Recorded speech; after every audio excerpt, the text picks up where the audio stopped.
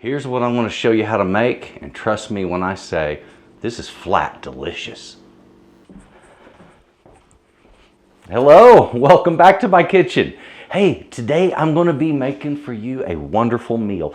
This is going to be one of my easy weeknight meals. But this one kind of has that elevated feel to it, like, oh, if you wanted fine dining, something with a real edge, something special.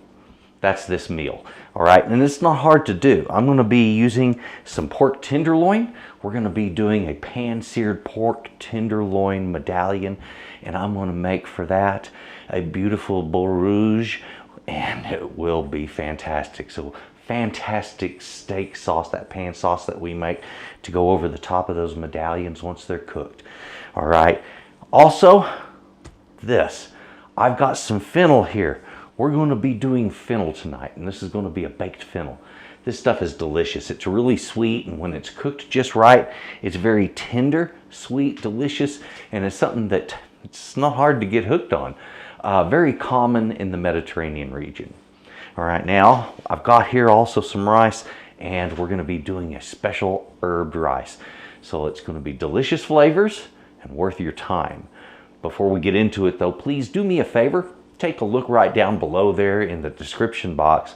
And that's where the links to my website are. Also to my social media, as well as other things that I do. Now, join me on my social media. If you would, my recipes, you're going to find those at my website, S.A.Trotter.com.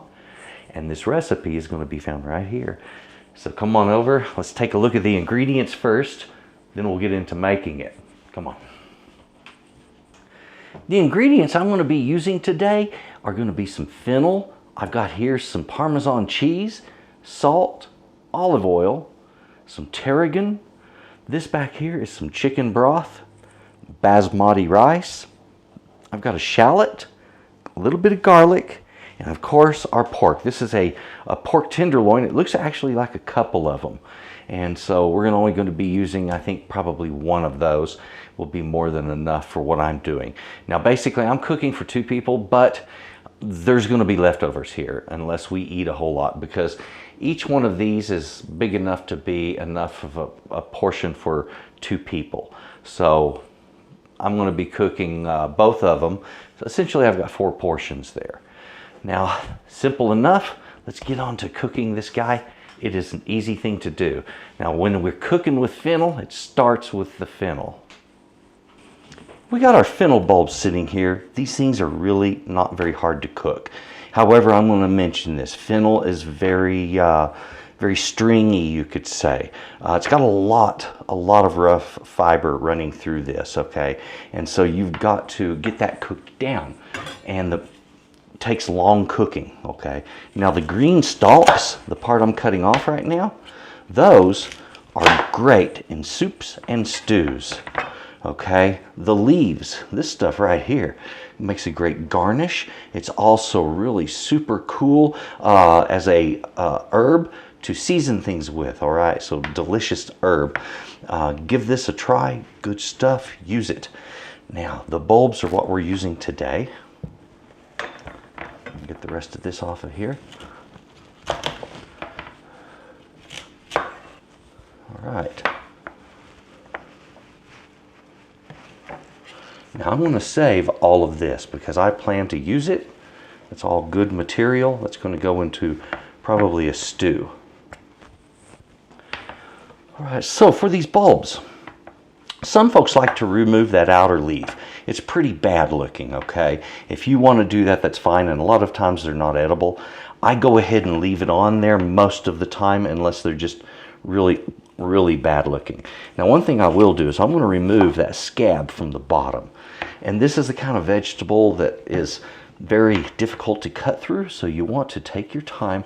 Don't rush it. Just give it a little bit of work. It'll cut, all right? And that's with a really sharp knife. Now, this part here, I'm just going to make a plunge cut straight down, and we're going to split our fennel. I'm just, if you'll notice, the stalks always run in a row. I'm just splitting it right along that row. And there we have beautiful bulbs of fennel just waiting to get cooked up and enjoyed And so we're going to put these now inside of a glass dish and get them baking. That's 350 degrees is what you want to set your oven for. Okay, let's get those in an oven-proof dish. These cook up really pretty darn well, all right? And so don't be afraid to give them plenty of time in the oven. And I'll say this, when it comes to fennel, fitting them in the dish, they're awkward shaped. All right, there we go. That will work. So what I'm going to do here, I want to top this. I'm going to need, of course, some seasoning on it. And what I like to do when I'm doing fennel, I start with a little olive oil, sometimes butter. All right, so if you want to use butter for this, do it a couple of pats on each one. A bit of salt. There we go. And now just a light sprinkling. Then I have some Parmesan cheese here. Go figure, huh? Now that Parmesan cheese is going to give that fennel a nice edge. All right, so don't be afraid of it. And I used, what about maybe a third of a cup of fresh grated Parmesan. I will forewarn you, don't use that dry grated stuff. Use a fresh block of Parmesan, grate it. You really get a nice edge from the cheese that way, and it does wonderful in the oven that way. Now this dish, when you're baking it, it must be covered. We bake at 350 degrees. It generally takes anywhere from an hour to an hour and a half. When you can put a fork in it and that fork slides out easily in the thick part, it's ready to go. Let's get this in the oven.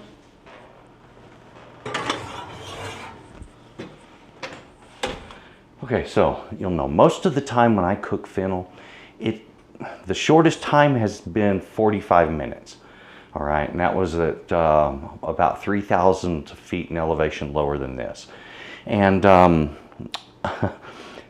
this is probably going to take me around an hour. The longest time fennel has ever took me was about an hour and a half. And I think it was a cooler oven, and it was just higher elevation or something like that. But anyway, watch it closely. You're looking for fork tender. When a fork goes in and comes out easy, it's done. If it's still firm, it needs to cook a little longer. Just be patient with it. The fennel will dictate when the meal is ready to progress. So that's what we watch for. Okay, need to make some nice fillets. So I've got a couple of beautiful little tenderloins here. This one's been kind of cut up. He's got a cut on that end, and he's got a cut on that end. So whoever the butcher was a little bit rough, I would say. Now this one, not a problem though. I'm going to be making about 2-inch long cross cuts on this. And that right there will give us a nice fillet. Now sometimes you're going to see on the side of that, there can be a little of that silver skin. Folks, if you want to go ahead and remove your silver skin, you can do that. It's not absolutely necessary, but it will get it out of the way for you at least.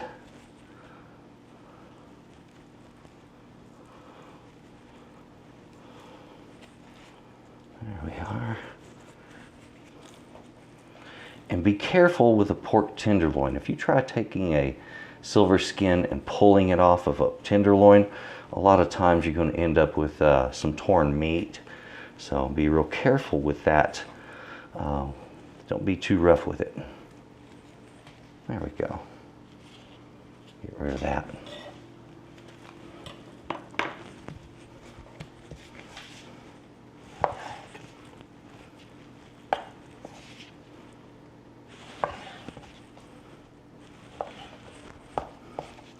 So what I want to do here is I want to make a nice little fillet basically. Now I've got the equivalent to a beef fillet right here, okay? But I'm going to take this, I'm going to break it down. Now at the head meat, which is what this is, there's 2 muscles there, and that's the reason you see this little curved guy separate from this meat here. All right, so that's what's going on there, and the same thing up here on this one. If you'll notice, I'm just using my hand. It doesn't take much to flatten those down a little bit, but put them on end, just like you see me doing there.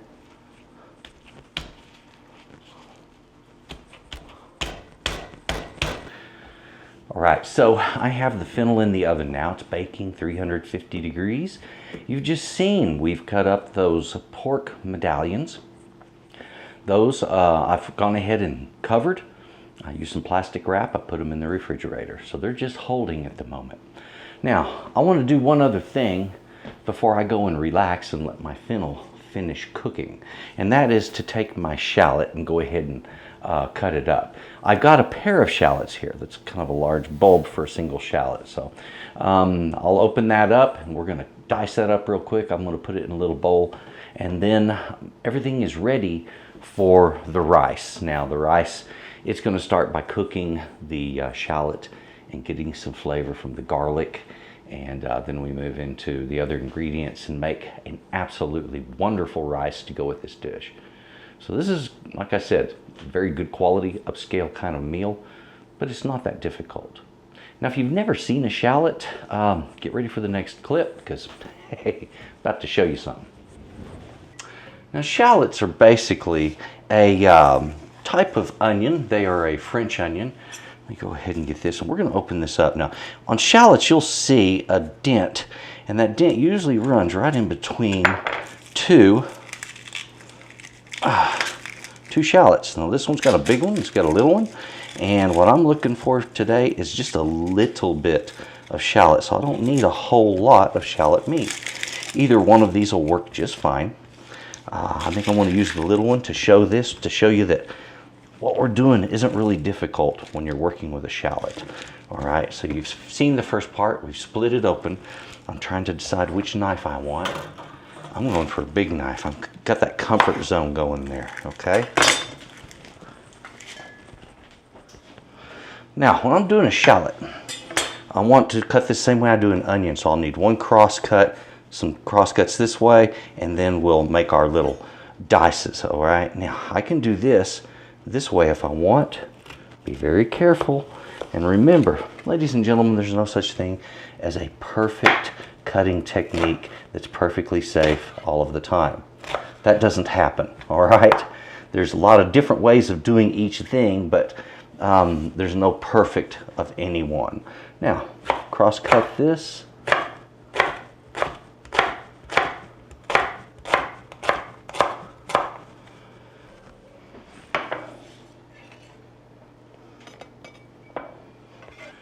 All right, we are 45 minutes in.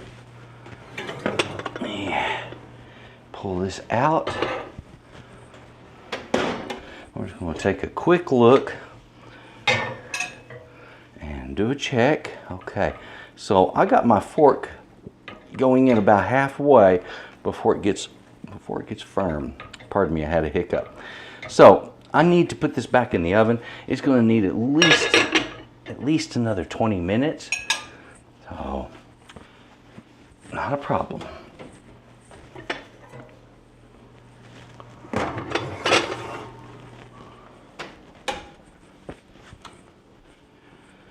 All right, so I'm getting ready to do my rice. I've got the shallot already cut up. That was my timer telling me 10 minutes was left on that original cook. I'm going to change that since I said it needs about another 20 minutes in there. There we go. Now, the garlic, very simple. All I have to do, just crush it. Boom. Garlic is ready to go. I'm going to take that, put them into my pan, along with a little bit of oil. And I want just enough oil to catch the flavor of that garlic, all right? Nothing more. Front burner. There we go. So I'm going to get that garlic cooked just a little bit. We'll get that flavor in the oil, and then we're going to start cooking those shallots.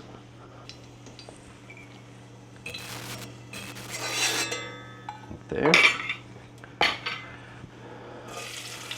Okay, so we have our shallot cooking up.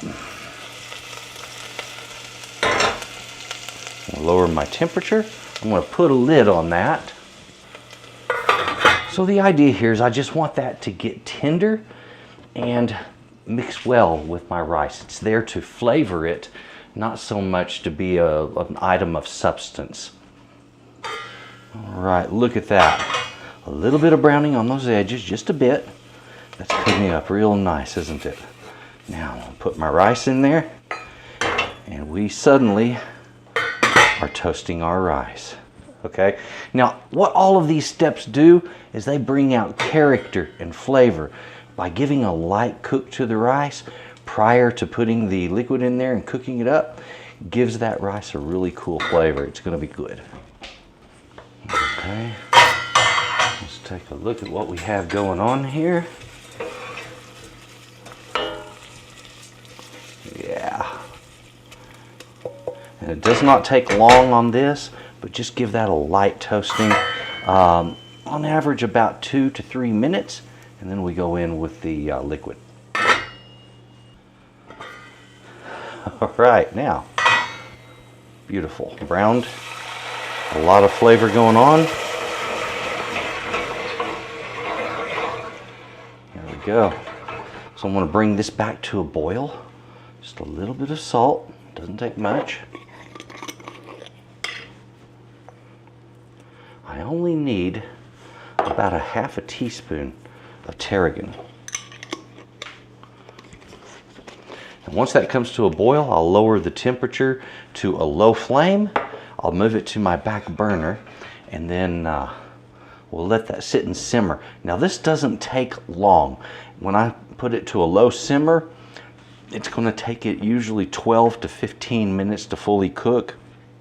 And there you have basmati. Basmati rice cooks really quick. The flavor is really, really incredible.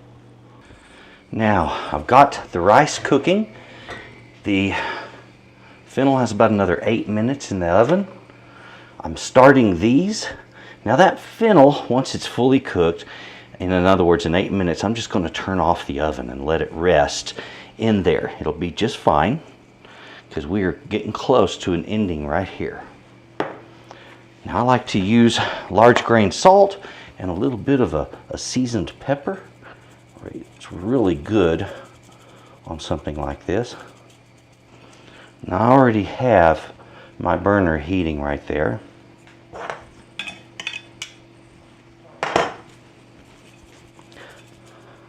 And I need to get it up to hot enough temperature to provide me with a good sear.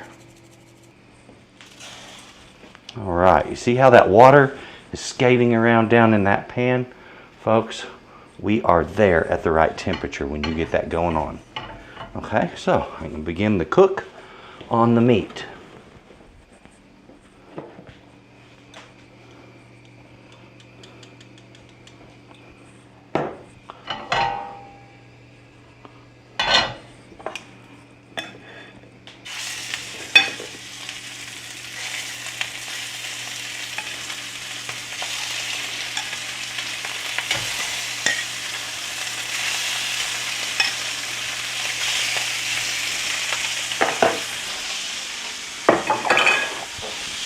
Now I want to give that a nice even cook on both sides.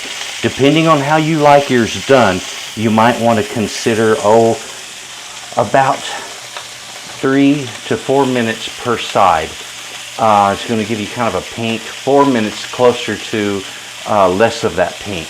And if you want to do away with it, 4.5 minutes per side, okay? And that also depends on the heat of your stove.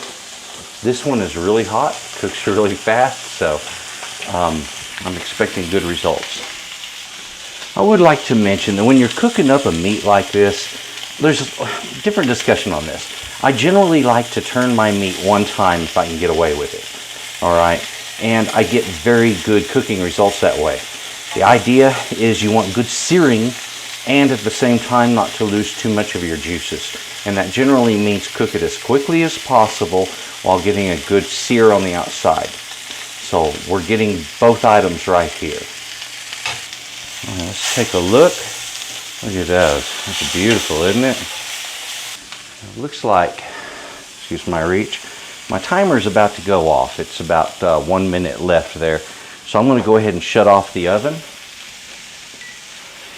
And this timer, we have been 1 hour and 10 minutes total time on what we've been doing so far. So what I'm going to do now is I'm just going to reset this since it's at 1 minute mark. And well, we're pretty much there, right? So And hit stop, reset, and we're going to start it again. And this is just my count up timer.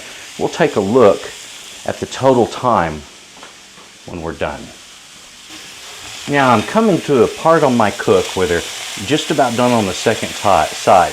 And if I wish to put these on edge and take care of a little bit of edge browning, it just adds a little color to them, makes them look a little nicer. It's a neat thing to do.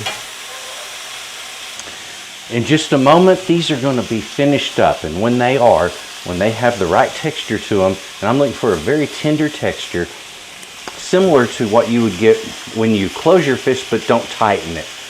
And that gives a nice finish to that pork. Now that texture thing, that is telling you how much it's cooked. How tight it gets tells you how much it's cooked. If you tighten your fish and push right there, then that's going to be well done, okay? So I'm doing loose fist, medium well. All right, now I have just now taken my meat out of that pan. I'm putting it in the oven to keep it warm.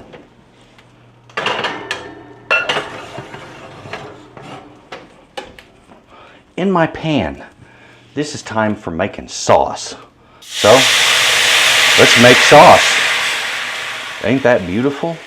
Now, what I just put in there was some white Zinfandel wine. You could use a rosé, you can use a white wine.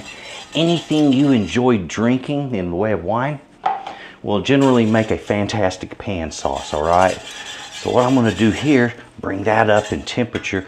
We're going to bring it up to a full boil, and then I'm going to start whisking in pats of butter. And this makes what we call a beurre rosé, and it is a French term meaning butter and rosé wine pan sauce. It is so good tasting. The pan is almost fully deglazed now. There are some bits in the liquid. Don't worry about that. That won't affect your sauce. It won't affect anything. It's going to be good regardless. Okay, so we got that bubbling, a nice high temperature coming up there. And one at a time, I'm going to put in pats of butter and just work those in. And so you'll know I started with 1 cup of wine.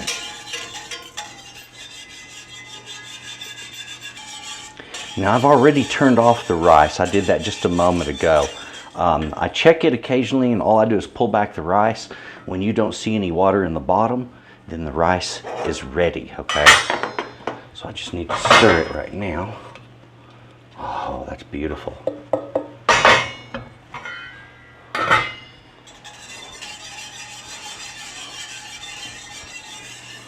We'll just give that sauce about 2 minutes to cook, and then at that point, it is ready to go, and so is our meal. My timer says 11 minutes and 2 seconds. So that was 1 hour and 21 minutes in the total make. The meal is ready. All we got to do is serve it up. I've got a beautiful sauce right here. Gorgeous. We've got our fennel, rice, and the pork. All I got to do is just make it pretty. The quantity of everything that you've seen me use today, well, it starts with the pork tenderloin. Now on that, you just want to use enough to give everybody a comfortable portion of meat. Usually 6 to 8 ounces are really good size, and with that pan sauce, it makes it a very, very rich thing. Now also on the basmati, I did enough here for generally 2 to 3 servings, but a lot of times you're going to use 1 cup. But so you'll know my measurements were 1/2 cup basmati, 1 cup of the chicken broth, about 1/2 teaspoon of tarragon, enough of that olive oil just to get things cooked up in, and then 1 garlic clove, as you've seen, 1 shallot. You just need to cut it up a little bit fine there. A pinch of salt for the basmati, and as you've seen, a light salting for the fennel. I used 2 fennel bulbs today, gives 4 servings. And on that cheese, I started with maybe just a couple ounces, 2 or 3 ounces of cheese grated there. Very simple recipe. In addition to what you've seen here, we've also used some butter. It was about 1/4 cup of butter, and about 3/4 to a cup of wine, and that is the wine of your choosing. I prefer to use a nice rosé or maybe a white Zinfandel for this kind of sauce.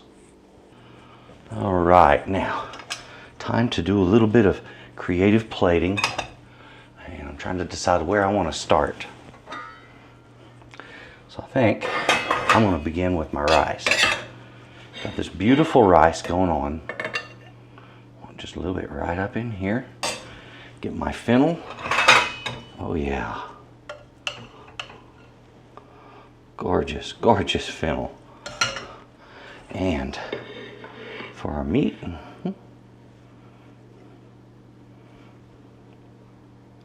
take those two little guys and put it right up on there.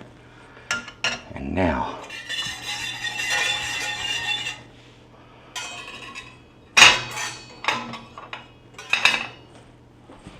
okay, for a finishing touch,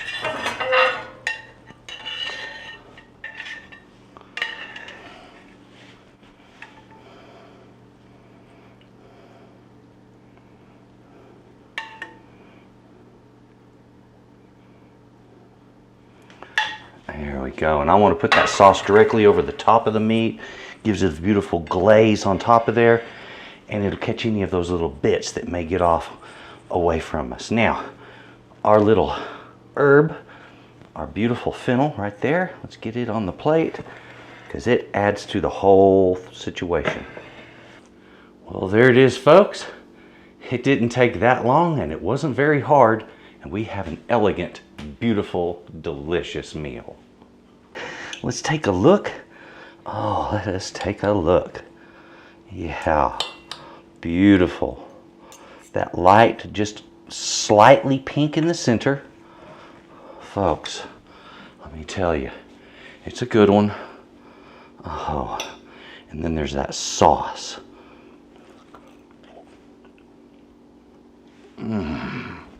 So tender.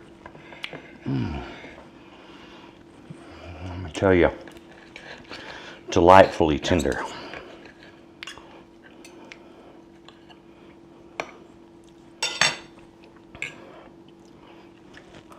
And so is that. I had a hard time getting through the cheese, but the fennel, buttery soft. Oh, it's so good. Folks, the rice, I've already tasted it. It is off the hook good. And this meal is worth your time. Give it a shot. Easy to do, fun to do, didn't take a whole lot of time. And folks, definitely good. Thanks for watching. Look in the description box, click on S.A.Trotter.com to get recipes. Those are in PDF format on my website, along with my other merchandise for Texas cooking today. Check that out. Thank you very much. Please join me on my other social media. And folks, you have a good day. Oh yeah.